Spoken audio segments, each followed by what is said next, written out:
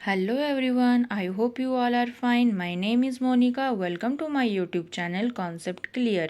This channel will help you to preparation of different types of teaching competitive exam. आज का हमारा topic है nutrition in plants. तो सबसे पहले हम लोग जानते हैं न्यूट्रिएंट्स क्या होता है, पोषक क्या होता है। Different type of components are found in food and this are essential for our body which are called nutrients. यानी कि भोजन में विभिन्न प्रकार के क्या पाए जाते हैं, पोषक तत्व पाए जाते हैं जो हमारे शरीर के लिए आवश्यक होते हैं, जिसको न्यूट्रिएंट्स कहा जाता है। तो ये पोषक जो हैं, ये पोषक तत्व क्या हैं, carbohydrate, vitamins, minerals, fats, protein, इसके अलावा जो है रुक्षांश और जल भी कंपोनेंट्स ऑफ फूड कहलाते हैं। तो इसी को हम लोग क्या कहते हैं, पोषक तत्व यानी कि न्यूट्रिएंट्स। उसके बाद हम लोग देखते हैं nutrition. Taking food by living organism and the method of its use in called nutrition. यानी कि लिविंग ऑर्गेनिज्म जो भोजन लेते हैं, भोजन ग्रहण करते हैं और वो किस विधि से अपना भोजन ग्रहण करते हैं, इसको हम लोग पोषण कहते हैं। अब पोषण जो है वो टू टाइप्स का होता है, स्वयंपोषी पोषण और परपोषी पोषण, यानी कि विषमपोषी पोषण भी कहते हैं। तो आइए देखते हैं। Organism that make their own food are called autotrophs. Plants are mostly autotrophs. Autotrophs यानी कि स्वयंपोषी। ऑटो का मतलब होता है सेल्फ एंड ट्रॉप्स का मतलब होता है नरिशमेंट, यानी कि सेल्फ नरिशमेंट। तो ऐसे लिविंग ऑर्गेनिज्म जो अपना भोजन स्वयं बनाते हैं, जो अपना भोजन on food, make their own food, तो वो क्या कहलाएंगे, ऑटोट्रॉप्स कहलाएंगे। तो प्लांट्स जो होते हैं, plants are mostly autotrophs. Organisms that do not make their own food and depend on other organisms are called heterotrophs. Humans and elements are heterotrophs. hetero का मतलब ही होता है other। तो इस तरह से वे लिविंग ऑर्गेनिज्म जो अपना भोजन स्वयं ना बना के किसी अदर लिविंग ऑर्गेनिज्म पे डिपेंड रहते हैं, वो क्या कहलाते हैं, हेट्रोट्रॉप्स यानी कि परपोषी। तो इस तरह से जो न्यूट्रिशन का है वो कितने मोड का न्यूट्रिशन होता है, टू टाइप्स। पहला हो गया ऑटोट्रॉप्स, दूसरा हो गया हेट्रोट्रॉप। तो ये एक बेसिक सा जानकारी था जो हम लोग बचपन से पढ़ते आ रहे हैं और एनसीईआरटी के बुक्स में भी दिया हुआ है। लास्ट वीडियो में हमने जाना कि plants are mostly autotrophs. Plants क्या होते हैं, स्वयं पोषी होते हैं। तो वो किस प्रोसेस से अपना भोजन बनाते हैं तो वो फोटोसिंथेसिस की प्रक्रिया से अपना भोजन बनाते हैं, प्रकाश संश्लेषण की प्रक्रिया। तो ये क्या होता है ये जानते हैं। Water and minerals are present in the soil through are absorb by the roots. Carbon dioxide from air is taken in through the tiny pores present on the surface of leaves. Such type of pores are called stomata. The leaf have green pigment are called chlorophyll. Its help leaves to capture sunlight from the sun. Since the synthesis of food occurs in the presence of sunlight, it is called photosynthesis. Basically plants are absorb soil and minerals through their roots. तो plant क्या करते हैं, अपनी जड़ की सहायता से खनिज लवण, मिट्टी में जो मौजूद रहते हैं खनिज लवण और जल को ग्रहण करते हैं। इसके बाद एटमॉस्फेयर से कार्बन डाइऑक्साइड लेते हैं, किसकी सहायता से, प्लांट के लीफ के जो सरफेस में टीनी पोर्स होता है जिसको स्टोमाटा कहा जाता है, उसकी हेल्प से वो CO2 एटमॉस्फेयर से लेता है। इसके बाद the leaf have green pigment are called chlorophyll. Plant के जो पत्तियों में है ग्रीन पिगमेंट होता है जिसको क्लोरोफिल कहा जाता है, और क्लोरोफिल हेल्प करता है सन से सनलाइट को कैप्चर करने में। Since the synthesis of foods occur in the presence of sunlight, और ये जो पूरा प्रोसेस है सनलाइट के प्रेजेंस में होता है, इसलिए इसको फोटोसिंथेसिस कहा जाता है। ध्यान देने वाली बात यह है कि फोटोसिंथेसिस का जो प्रोसेस होता है वो डे के टाइम में होता है, ना कि नाइट में। और इसका जो इक्वेशन बनता है वो क्या हो जाएगा, कार्बन डाइऑक्साइड प्लस वाटर, ये सनलाइट के प्रेजेंस में होता है। क्लोरोफिल हेल्प करता है सनलाइट को कैप्चर करने में, और जो प्रोडक्ट बन के आता है कार्बोहाइड्रेट, और ये जो कार्बोहाइड्रेट्स होता है वो बाद में स्टार्च के रूप में स्टोर होता है, मड के रूप में भंडारित होता है और रिलीज होता है ऑक्सीजन। कार्बन डाइऑक्साइड को प्लांट्स कंज्यूम करते हैं और रिलीज क्या करते हैं, ऑक्सीजन।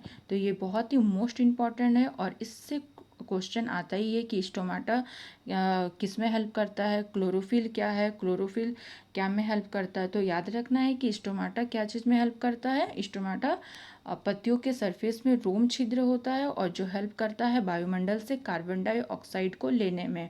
और क्लोरोफिल हेल्प करता है सूर्य की रोशनी को अवशोषित करने में। ये दोनों टर्म बहुत अच्छे से याद रखना है। और जो प्रोडक्ट बन के आता है कार्बोहाइड्रेट्स बनता है, और ये जो स्टोर होता है बाद में वो किसके रूप में स्टोर होता है, स्टार्च के रूप में, मड के रूप में भंडारित होता है। ऑक्सीजन रिलीज होता है, कार्बन डाइऑक्साइड कंज्यूम होता है।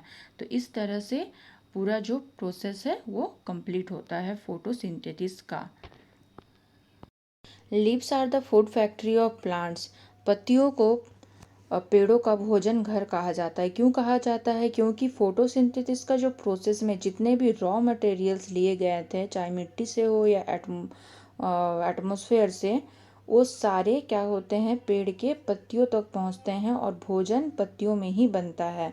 जिस तरह हम लोग जनरल लैंग्वेज में समझ सकते हैं कि जैसे ह्यूमन बींग्स मार्केट से क्या करते हैं, जो रॉ मटेरियल्स है वो लेके आते हैं और घर के किचन में अपना खाना बनाते हैं, उसी तरह से ठीक उसी तरह से पेड़ भी क्या करते हैं, रॉ मटेरियल लेते हैं और पेड़ की जो पत्ती है भोजन वहाँ पे बनता है। इसलिए leaves are the food factory of plants. Besides leaves, photosynthesis also take place in other green parts of the plant in green stems and green branches. तो यहाँ पे क्वेश्चन आता है क्या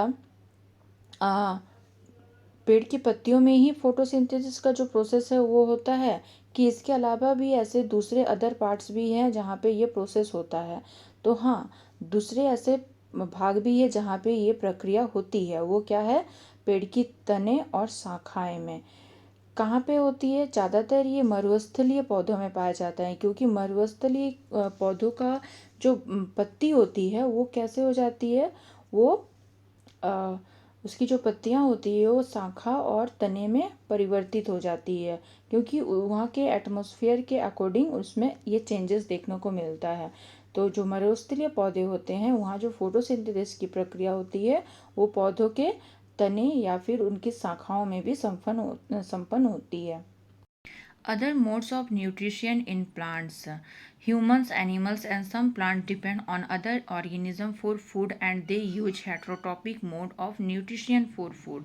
हमने लास्ट स्लाइड में जाना कि plants are mostly autotrophs, but यहाँ पे हेट्रोट्रॉप्स मोड की बात क्यों हो रही है?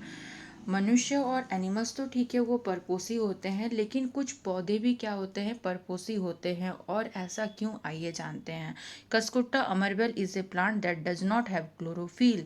तो ये यहाँ पे एक टर्म आया है क्लोरोफिल। हम लोग देखते हैं बहुत सारे पेड़ पौधों की पत्तियां क्या होती है, ग्रीन के अलावा भी और भी अदर कलर की, येलो होता है, ठीक है। तो क्यों ऐसा? क्योंकि उसमें क्लोरोफिल प्रेजेंट नहीं होता, और अगर क्लोरोफिल प्रेजेंट नहीं रहेगा तो सन से वो सनलाइट को कैसे कैप्चर करेगा? नहीं कर सकता है। तो इसलिए फोटोसिंथेसिस का जो प्रोसेस है वो भी नहीं हो पाता। इसलिए ऐसे पेड़ पौधे हेट्रोट्रॉपिक मोड का यूज करते हैं भोजन बनाने के लिए, और उसी में अमरबेल भी एक ऐसा ही पौधा है। The structure of the branches of this plant is like a thin wire. इसकी जो शाखाएं होती है पतले तार की तरह होती है। And it keeps climbing of some other trees. और ये किसी दूसरे पौधों पे, पेड़ों पे चढ़ी हुई रहती है। और ये जिस पेड़ पे चढ़ी हुई रहेगी वह पेड़ क्या कहलाएगा? होस्ट प्लांट कहलाएगा। कसकुट्टा इज कॉल्ड द पैरासाइट। और इस तरह के जो भोजन करने का या इस तरह के मोड को परपोसी कहा जाता है, हेट्रोट्रॉपिक मोड ऑफ न्यूट्रिशन कहा जाता है। और इस तरह के जो पेड़ पौधे होते हैं या फिर जंतु होते हैं उनको पैरासाइट यानी कि परजीवी कहते हैं। परजीवी यानी कि किसी दूसरे जीवों से अपना भोजन बनाना या ग्रहण करना। आप इस डायग्राम में देख सकते हैं कि एक बड़ा सा पेड़ है और उसकी पत्तियां ग्रीन कलर की है, लेकिन जो अमरवेल की है उसकी क्या होती है? थिन वायर जैसी शाखाएं होती है, और ये उस पेड़ पे चढ़ी हुई है और उस पेड़ की सहायता से ये अपना भोजन ग्रहण कर रही है। परजीवी के और भी उदाहरण है, जैसे मॉस्किटो भी क्या करते हैं? मनुष्यों का खून चूसते हैं। मनुष्य के सिर में जुई होती है, जुए भी परजीवी का उदाहरण है, वे भी मनुष्य का खून चूसती है। तो ये किसी दूसरे ऑर्गेनिज्म से क्या करते हैं, अपना भोजन ग्रहण करते हैं, इसलिए इनको पैरासाइट कहा जाता है। और ये भी एक इम्पॉर्टेंट टॉपिक है, इससे भी एग्ज़ाम में क्वेश्चन बनता ही बनता है। अमरवेल का पौधा याद रखना है आपको कि ये एक पैरासाइट है और ये हेट्रोट्रॉपिक मोड का इस्तेमाल करता है अपना भोजन बनाने के लिए।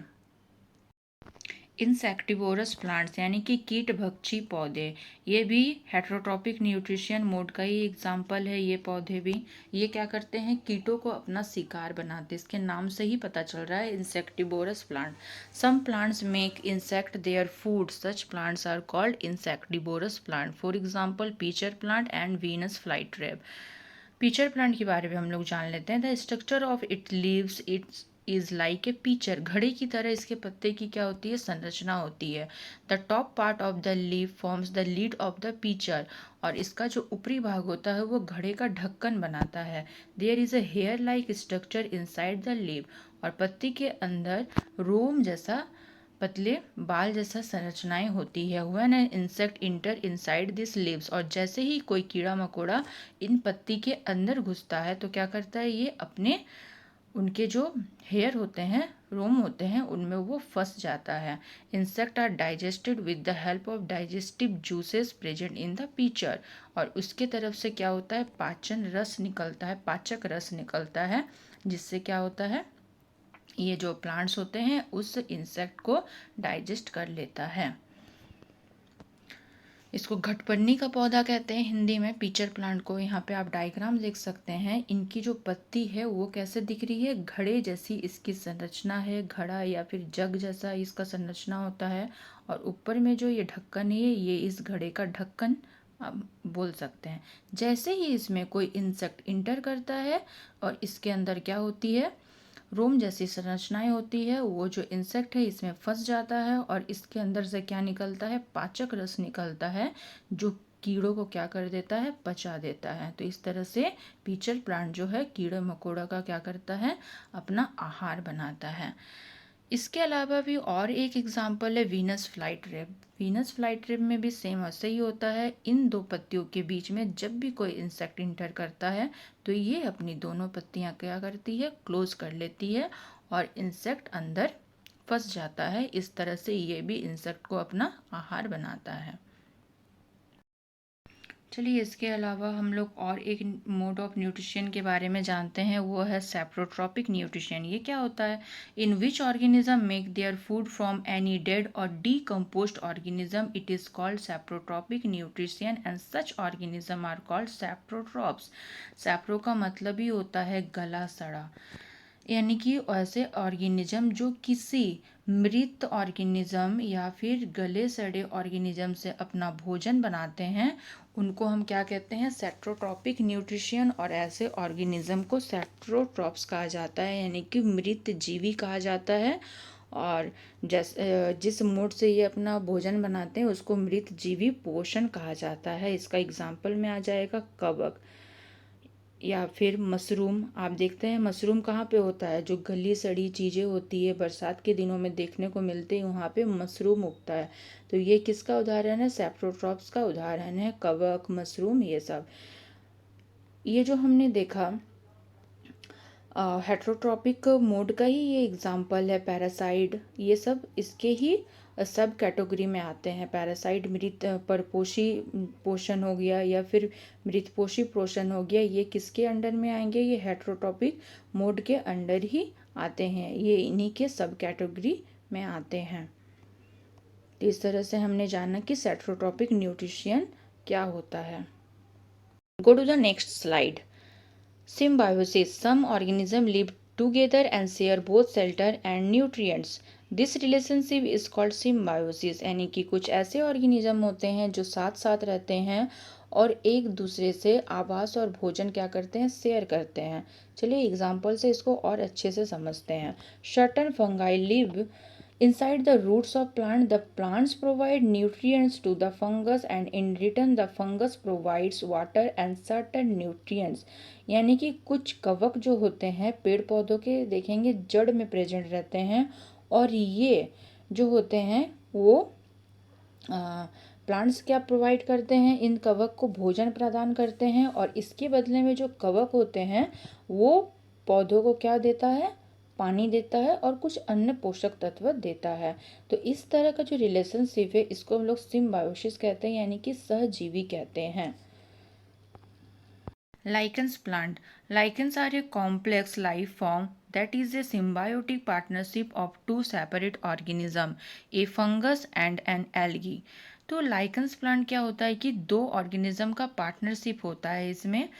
ये भी एक सिम्बायोटिक पार्टनरशिप का ही एग्जाम्पल है। इसका एक भाग फंगस होगा तो दूसरा भाग क्या होगा, अलगी होगा। तो ये भी एक दूसरे को क्या करते हैं, कोई किसी को आवास प्रदान करता है तो कोई किसी को खाद्य पदार्थ देता है। तो आइए एग्जाम्पल के थ्रू उसको अच्छे से और समझते हैं। Chlorophyll is present in algae. Algae में क्या प्रेजेंट होता है, क्लोरोफिल प्रेजेंट होता है। क्लोरोफिल प्रेजेंट होगा तो अलगी क्या करेगा, फोटोसिंथेसिस के थ्रू फूड बना पाएगा। वाइल जबकि chlorophyll is not present in fungus, और फंगस में ये प्रेजेंट नहीं रहता है। The fungus provides the algae with a place to live, water and nutrients. तो फंगस क्या प्रोवाइड करता है, अलगी को रहने के लिए आवास देता है, जल देता है और पोषक तत्व प्रदान करते हैं। और इसके बदले in return the algae provide food available to the fungus through photosynthesis. और इसके बदले में अलगी क्या करेगा, अलगी के पास क्योंकि क्लोरोफिल रहता है इसलिए वो भोजन बना सकता है। इसलिए वो जो रॉ मटेरियल फंगस उसको देता है, उस रॉ मटेरियल को वो सिंथेसिस करके फोटोसिंथेसिस के थ्रू वो खाना बना के किसको प्रोवाइड करता है, वो प्रोवाइड करेगा फंगस को। तो इस तरह का जो पार्टनरशिप है ये सिम्बायोटिक पार्टनरशिप कहलाता है और ये लाइकन प्लांट्स में देखा जाता है। तो आज का ये टॉपिक यहीं पे ख़त्म होता है, जिसमें मैंने आपको पौधों में पोषण, उसका जो पूरा प्रोसेस है वो किस किस विधि से, पौधे किस किस विधि का उपयोग करते हैं अपना भोजन बनाने में, वो समझाने की कोशिश की है। अगर आपको वीडियो यूजफुल और इन्फॉर्मेटिव लगा है तो चैनल को सब्सक्राइब कर ले, लाइक करें और शेयर करें। Thank you for watching.